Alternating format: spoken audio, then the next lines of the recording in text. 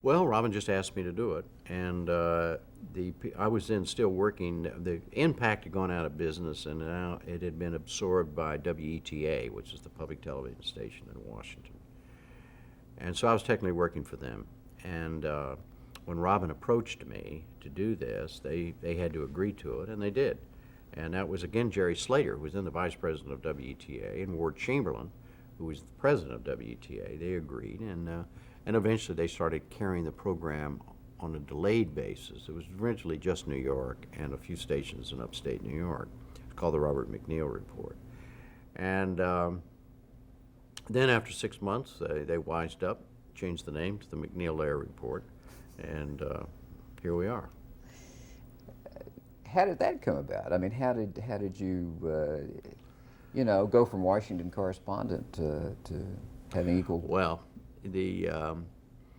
it began. I was only on once or twice a week, and then I was on 3 times a week. Then after several weeks, I was on every night.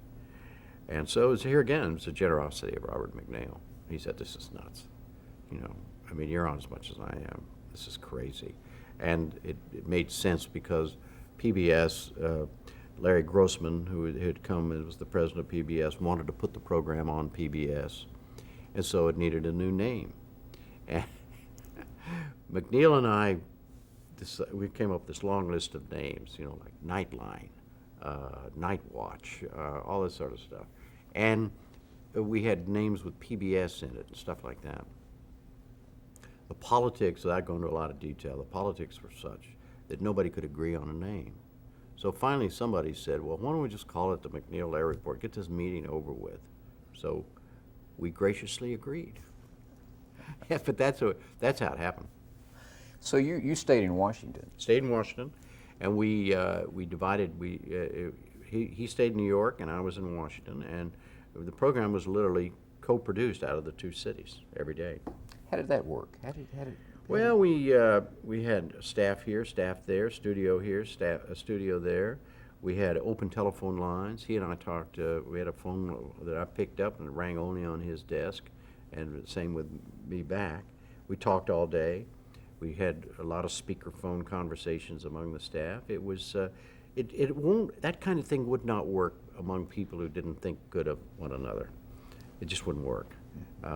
These kinds of bureau things between Washington and New York and other operations have a lot of problems. We never had any. Were there any production problems split that way? Oh, absolutely. There are always production problems.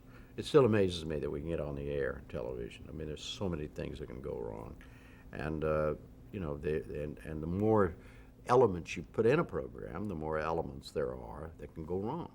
So, yeah, and they all went wrong. But in the final analysis, live television is the only way to do television. You do live television, you make it work. You don't have any choice. So you get the MacNeil-Lehrer Report going, and what were the objectives of that program at the very beginning? Did you sit down and go, this is what we want to do? Well, it was MacNeil's vision, 1 story a night. That's what we did for the first, from 1975 to 83.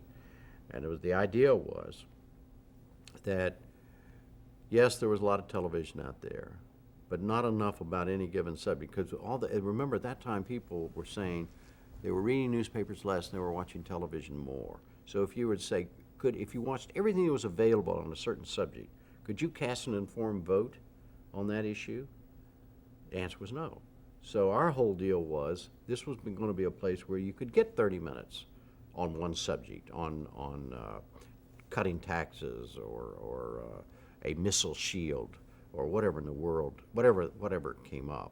And that was the whole thing. It was and conceptually, it was watch your nightly news program, your favorite nightly news program on commercial television, and then come to us as a supplement. We will then take one of those stories that you're interested in and flesh it out for 30 minutes.